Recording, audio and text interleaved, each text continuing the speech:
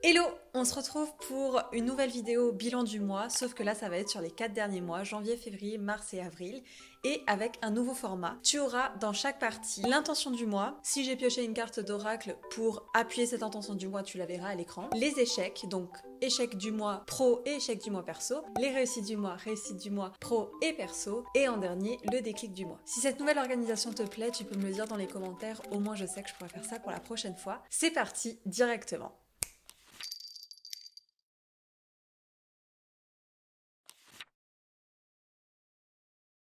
L'intention du mois, c'était de être magnétique et oser aller plus loin. C'est parti pour les échecs. En pro, il y avait un échec en particulier, c'était le fait que j'avais pas envie d'aller travailler.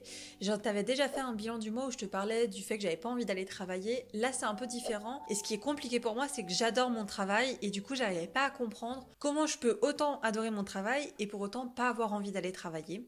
Et j'ai même écrit un mini flot de pensée à ce moment-là. Alors évidemment, c'est pas représentatif de ce que je ressentais tout le temps. On va dire que c'est plus représentatif des moments, tu sais, où t'as 10 000 pensées où t'as l'impression que c'est pas les tiennes. Tu peux mettre pause si tu veux pour le lire, mais voilà, j'avais pas envie d'aller travailler. Là où il y avait plus d'échecs, par contre, c'était au niveau du perso. En fait, je m'étais pas rendu compte qu'en janvier, je suis rentrée d'Alsace pour aller de nouveau vers Lisbonne. Et en fait, j'avais trop accumulé en Alsace, j'étais censée prendre du repos et je me suis beaucoup occupée de ma nièce et c'était les fêtes de fin d'année. Et j'ai continué à accumuler en travaillant notamment sur ma colère, un début de travail sur mes phobies aussi. Franchement, c'était pas si ouf. J'ai aussi travaillé sur certaines amitiés, je t'en parlerai un peu plus tard dans mes réussites. Mais j'ai trop accumulé en fait et je m'en étais pas rendu compte. Pour les réussites, c'est parti. On commence avec les réussites pro. La première réussite, c'est que j'ai fermé le coup de pouce et j'avais lancé un dernier appel. Franchement, je m'attendais même pas à faire de ventes pour les personnes qui avaient envie de le prendre à l'année. Et finalement, j'ai fait quelques ventes que j'ai attirées en mode magnétique sans même forcément les chercher. Mais surtout le fait d'avoir fermé ce projet-là qui ne me correspondait plus et surtout qu'on avait atteint le bout. Très contente et grosse libération. Et la deuxième réussite en mode pro du mois, c'est que j'ai commencé à m'investir beaucoup plus sur Instagram avec des belles photos, avec un feed, avec des reels. J'avais ouvert TikTok à ce moment-là, j'ai commencé aussi les IGTV et tout et tout. Et franchement, c'était trop bien et je me suis vraiment rendu compte qu'en fait, j'aime faire ça. En perso, la première réussite, j'en ai plusieurs, c'est que j'ai attiré un mec à moi en mode amoureux qui en fait m'a permis, vu que ça n'a pas du tout marché, hein, mais qui m'a permis en fait d'aller travailler pendant une semaine entière sur mes émotions et ma petite fille intérieure. Je me suis laissée une semaine dans tout le mois de janvier pour voilà laisser aller toutes les émotions que j'avais envie de laisser aller, que je ne comprenais pas. C'était très bizarre, je suis passée par la colère, la peur, la tristesse, la déception, enfin j'ai fait plein de trucs et je me suis auto-observée pendant toute une semaine où j'étais en repos et c'est un vrai gros travail. Par contre ça vient, tu le verras, avec l'échec du mois où du coup j'ai accumulé trop de travail sur moi. La deuxième réussite, c'est que j'ai mis le point sur une amitié ou une amitié qui n'était pas vraiment sûre d'être une amitié. J'ai réussi à sortir tout ce que je pensais à cette personne et on a réussi à mettre les choses à plat et aujourd'hui c'est une bonne amie et je pense que c'est vrai aussi dans l'autre cas. Et c'était dur parce que je pense que ça se compte en années, le fait que voilà, je n'osais pas forcément dire ce que j'avais envie de dire et là je l'ai dit et j'ai sorti. Et évidemment le fait que j'ai commencé à travailler sur mes phobies, j'ai énormément de phobies, je t'en parle très très peu parce que c'est trigger pour moi, c'est des phobies évidemment. Mais même si j'ai pas pu aller au bout parce que j'ai trop accumulé, le fait d'avoir commencé le travail là-dessus, je suis très fière. C'est parti pour le déclic du mois, ma partie préférée. Le déclic du mois de janvier, il est sur le fait que quand t'as pas beaucoup d'énergie, en fait c'est peut-être pas une bonne idée de continuer à accumuler du travail sur soi et sur les autres. Parce que j'ai pas fait que du travail sur moi, j'ai aussi essayé d'aider ma famille, dans certaines situations elles étaient, j'ai essayé d'aller voir mes amitiés, ma vie amoureuse, donc c'est pas que moi, c'est aussi les autres. Et franchement, en fait c'est pas une bonne idée d'aller accumuler. Quand tu te rends compte que t'es un peu fatigué, bah, tu peux faire un peu l'égoïste et juste prendre du temps pour toi, voilà. Donc j'ai dû passer par là pour m'en ressouvenir. C'est pas un déclic genre que je ne savais pas, mais c'est plutôt un truc que j'ai réappris à ce moment-là. Parce que je le rappelle, j'ai quand même travaillé en un mois sur des choses qui allaient mal dans ma famille, mes phobies, ma colère, mon marketing, mes amitiés, mes amours et mon enfant intérieur. Un peu trop. Et évidemment mon business à côté de tout ça. Bon, passons sur février. Février, l'intention c'était douceur et plaisir et ça fait sens avec ce que je viens de te dire en janvier. En échec du mois pro, j'en ai pas. Franchement, c'était plutôt chill, douceur et plaisir, donc ça allait. En échec du mois perso, je me rends compte que j'ai eu du mal à dealer avec le stress d'Alex parce qu'il est très peu stressé, c'est un mec très constant. Ouais, c'est peut-être ça. Et du coup, il était un peu stressé pour les nouveaux projets qu'on avait et que lui, il avait. Et franchement, j'ai eu du mal un peu à dire avec son stress parce que je le voyais dans une situation où je me disais, mais pourquoi tu te montes la tête? Ça a l'air très simple, tellement simple à gérer. Mais non, pas pour lui. Réussite du mois en pro, je suis trop contente parce que j'ai décidé officiellement de déménager entre guillemets au Portugal, c'est-à-dire en tant que résidence, et d'ouvrir ma société au Portugal et de fermer mon entreprise en France. Donc c'est en cours, hein, c'est toujours pas fermé et toujours pas ouvert, mais j'ai décidé à ce moment-là. Et du coup, dans la lignée, on a décidé d'aller déménager avec Alex, donc on a commencé les visites des maisons et des appartements, et trop contente d'avoir pris enfin cette décision qui clairement me bloquait dans mes objectifs de 2021. Je bloquais tous mes objectifs parce que ça c'était pas fait, et donc là je sens que je peux vraiment avancer, quoi. D'ailleurs, tu le verras dans mars et avril que ça a fait son effet. Et aussi, j'ai décidé de me renseigner pour faire une certification de coach. Très contente. Perso, la première chose qui va avec douceur et plaisir, c'est que je me suis fait des petites sessions de plaisir individuel où vraiment je m'organisais dans mon temps, 1 heure dans mon agenda, pour me faire des petits plaisirs individuels, et c'était trop bien. Que ce soit autant normal, genre prendre soin de moi, ou plus bas. Et franchement, c'était trop stylé. Et la deuxième réussite perso, c'est que j'ai fait un vrai travail de méta-observation sur ce que moi je dis, mes plusieurs identités. Franchement, ce serait trop long d'expliquer mon rapport à mes plusieurs identités. Pour être honnête, il a évolué depuis février. Mais je suis quelqu'un qui travaille avec beaucoup d'identités. Je parle à la moi du futur, je reparle à la moi du passé. J'ai la Déborah de l'administratif, la Déborah coach, la Déborah youtubeuse, la Déborah entrepreneuse. Si ça t'intéresse que je t'en fasse une vidéo plus en profondeur, de toute façon, le mois prochain, j'ai envie de te faire une vidéo sur mon rapport au temps, et ça parle aussi un peu de ça, mais pas totalement. Donc si t'as envie que je te fasse une vidéo plus en profondeur sur mon rapport à mes différentes identités, ben tu peux me le dire en commentaire, ça me ferait trop plaisir. Et le déclic du mois, c'est que tu as le droit de décider que les choses vont se faire fluidement et simplement. C'est vraiment au mois de février que j'ai commencé à penser de cette façon-là. Et si c'était simple? Et si c'était facile? Comment ça se passerait? Ok, ben ça va se passer comme ça, du coup. J'ai le droit de décider que je pars du principe que les choses vont être simples et fluides. Et mon Dieu, que du coup, les choses sont beaucoup plus simples et fluides. Vraiment meilleur déclic de l'année pour l'instant. Pour le mois de mars, l'intention, c'était abondance et joie de vivre. J'avais pas de carte parce qu'en fait c'était tellement intuitif que je savais qu'il fallait que j'aille vers l'abondance et la joie de vivre. Et franchement, j'adore ce mois de mars. Il était trop bien.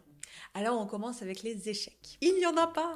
Oui, franchement, même ce qui aurait pu être plus ou moins complexe ou compliqué, c'était vraiment pas des échecs, autant niveau pro que perso. J'étais dans une abondance et je cultivais mon abondance et ma joie de vivre à mort. Donc on va passer directement aux réussites. En réussite professionnelle, il s'est passé un truc que franchement, je procrastinais depuis des années. C'était oser affronter, on va dire, l'énergie masculine dans le business, surtout quand il y a des échanges d'argent. Donc j'ai osé faire un appel avec la partie stratégique avec qui je travaillais et le mec en face qui me faisait... Voilà, il représentait très bien ma problématique avec les hommes dans le business et j'ai osé m'affirmer et dire non et même demander un remboursement. Et ça s'est passé encore une fois d'une façon ultra fluide et simple. Mais tu imagines même pas le grand pas que ça a été pour moi. Et qu'est-ce qui prouve que ça a été un grand pas? C'est qu'au moment où j'ai réussi à faire ça, je crois que c'était à peu près le 2 mars, dans la semaine, j'ai fait 4 ou 5 ventes, c'est un peu mon record de la semaine, d'une façon si fluide, si naturelle, ça a vraiment débloqué les vannes, et waouh, j'ai vraiment l'impression d'être passée à un stade d'après. Et dernière réussite pro, c'est aussi que j'ai commencé avec la monteuse vidéo Sarah qui monte cette vidéo, donc je suis très contente d'avoir osé franchir le pas après avoir eu je sais pas combien de candidatures, j'ai réussi à commencer. Pour aller dans la même continuité des autres réussites professionnelles, c'est que grâce à une réussite perso que je vais te dire après, c'est que j'ai réussi à reprendre YouTube au sérieux et à me remettre dans le truc de bah oui Deb, t'es une créatrice de contenu. Et oui Deb, t'es une youtubeuse. Et du coup, t'as le droit d'agir en tant que youtubeuse et créatrice de contenu et de croire en tous ces projets-là. Et ça s'est passé notamment grâce à des réussites perso, donc passons directement sur la réussite perso. J'ai eu un très gros déclic lors d'une méditation / soin vibratoire qui franchement, je sais que c'est pas que le soin vibratoire qui a aidé, mais c'est le fait que j'ai accumulé tellement de choses, genre va ouvrir les vannes. Et là, je l'ai fait à ce moment-là, et il y a eu un truc où je me suis sentie vraiment connectée à l'univers, c'était très beau, hein. Franchement, j'en ai pleuré, j'étais en high pendant, je pense, vraiment toute une après-midi et toute une soirée, je n'arrivais pas à redescendre, je me sentais connectée, j'étais en mode, mais en fait, tu as déjà toutes les réponses, tu peux faire tout ce que tu veux, tu sais quoi faire. J'ai réussi à admettre que j'avais un don pour tout ce qui est stratégie sur les réseaux sociaux et notamment sur YouTube, et je ne voulais pas me l'admettre parce que c'était beaucoup plus simple de me dire que non, tu sais pas et que tu écoutes pas les signes que tu es censé écouter. Si, Déborah, tu sais très bien le faire. Tu vois des choses en termes de structure, en termes d'organisation, parce que c'est tes super pouvoirs, utilise-les, fais-toi confiance. Et du coup, c'est aussi grâce à ça que j'ai réussi à me remettre dans l'identité de la youtubeuse, mais aussi j'ai recommencé une routine matinale que j'ai appelée le changement changement commence maintenant. J'ai commencé les 2 dernières semaines de mars tous les jours à me relever à 7h, à m'autoriser à me stimuler. Depuis mi-2018, j'ai arrêté de consciemment aller à des endroits qui me stimulaient trop parce que j'avais peur de cette stimulation, parce que dès que je suis très stimulée, typiquement quand je lis, quand j'écoute des podcasts, quand je regarde des interviews, des documentaires, je veux le faire très peu parce que en fait quand je le fais, mon cerveau a trop d'idées, je deviens très créative, j'ai envie de tout changer, je comprends plein de trucs et tout et franchement c'est dur à gérer. Et je me suis dit, tu sais quoi, au lieu de le voir comme une faiblesse, vois-le comme un don que tu dois apprendre à dompter et tu l'as déjà fait au moins une fois dans ta vie, donc tu vas y arriver, fais-toi confiance, go, va dans cette direction. Et je suis allée dans cette direction et il s'est passé des déclics, des transformations, des ouvertures, on va dire, à l'infini, à l'abondance et à la joie de vivre énormes. Donc franchement, trop contente, je ne regrette pas du tout de m'être autorisée à toucher à l'infini de l'abondance. Et la dernière réussite perso, c'est que j'ai fait un exercice sur l'abondance au quotidien. Franchement, j'aime trop cet exercice, je le donne aussi à mes coachés. Le déclic du mois, c'est que, moi en tout cas j'ai capté avec moi, c'est que j'ai déjà toutes les réponses dont j'ai besoin. Il fallait juste que je m'autorise à les écouter et que quand je suis connectée à l'abondance de l'univers, j'ai pas mes limites en fait. J'ai pas mes peurs de merde, oui mais si ça marche pas... En fait, je les ai pas parce que j'ai les réponses que j'ai besoin d'entendre, j'ose juste pas me les dire. Et ça, depuis que j'ai compris ça, mais waouh, je me fais... Enfin, c'est passé à un autre niveau, je te jure, c'est passé à un autre niveau. Passons en avril. L'intention d'avril, c'était l'abondance, 2 points, comment ça pourrait être encore mieux. C'est une bonne question stimulante que tu peux te poser ça. Comment ça pourrait être encore mieux? Alors on commence directement avec les échecs. Au niveau pro, ça a été juste sur les statistiques YouTube. On a eu des vidéos qui ont été bloquées, des vidéos qui ont moins marché que prévu. Franchement, c'était assez chiant, surtout quand c'était les vidéos qui étaient censées ramener du monde sur la chaîne YouTube. Donc voilà, c'est franchement un petit échec, mais ça fait quand même chier en comparaison à la quantité et la qualité de travail que j'avais faite et que Sarah a fait avec moi aussi en montage. Et évidemment, j'ai aussi été distraite par le déménagement en avril, donc ça sera dans les réussites. Et du coup, distraite, c'est sûr que les priorités changent et que c'est un peu plus compliqué de rester, on va dire, avec la même intensité sur certains projets pro. Au niveau perso, ça n'a pas été un échec, mais ça a été un moment très crucial en avril, donc j'ai quand même envie d'en parler. C'est que j'ai fait une grosse crise de colère qui a duré, je pense, 2 heures. Je me suis énervée avec Alex, en gros. C'était pas contre lui, mais c'était vraiment moi où je me suis rendu compte que voilà, il y avait des choses que je ne voulais pas et j'arrivais pas à mettre de mots dessus. Et du coup, c'est sorti en colère que je pense avoir accumulé sincèrement depuis janvier. On se souvient que j'ai commencé mon travail sur une vraie colère depuis janvier. Je fais des rituels et tout. Et là, en avril, ça a explosé. Et c'était très bizarre parce que en même temps, c'était dur, donc ça aurait pu être comme un échec, mais en même temps, c'était tellement libérateur que franchement, en vrai, c'est quand même un peu une réussite de ouf. Mais voilà, j'ai eu une très grosse colère et je me suis pas du tout blâmée pour ça. J'étais pas du tout en mode « Oh non, il y a des problèmes dans ma vie, rien ne va. » Non, juste fait partie du process et ça va très bien, Deb. Mais voilà, ça m'a fait vraiment du bien. Donc je le mets en échec, mais juste parce que c'était un moment en particulier du mois d'avril, mais c'est pas vraiment un échec. Donc passons directement aux réussites. En réussite pro. Premier, c'est vrai, je suis vraiment allée nourrir le fait que, l'abondance, mais aussi la fluidité et la simplicité, ça peut être quelque chose qui est là dans ma vie et qui existe. Je suis allée nourrir beaucoup dans plein de domaines, dans les achats que j'ai faits, dans le déménagement, dans les gens avec qui j'allais m'entourer, dans plein de choses. Je me suis dit, et si c'était simple, facile et fluide et connecté à l'abondance, ça ressemblerait à quoi? Et c'est vraiment ce qui s'est passé pour moi, donc je suis vraiment allée nourrir ça. Et c'est une vraie réussite. C'est même une réussite spirituelle en vrai. Deuxième réussite pro, c'est que j'ai aussi pris une semaine totale de off. C'est la première fois que je prends une semaine totale de off depuis que j'ai pas une équipe qui peut s'assurer, on va dire, des coachés pendant que je ne suis pas là. Et génial. Franchement, génial, j'ai bien fait de faire ça. Et en plus, ce qui était trop bien, c'est une réussite qui va ensemble, c'est que en fait, à mon retour, les coachés ont eu des déclics et des transformations, mais de dingue. Et franchement, c'est genre, waouh. C'est comme si mon cerveau, il marchait beaucoup plus vite du coup, et les meufs, elles comprenaient beaucoup plus vite. Et j'étais là, mais c'est trop bien. Franchement, c'était trop bien. D'ailleurs, en parlant de coaching, tu sais que tu peux toujours t'abonner, évidemment, à cette chaîne, mais aussi à la chaîne coaching. Ce serait vraiment cool.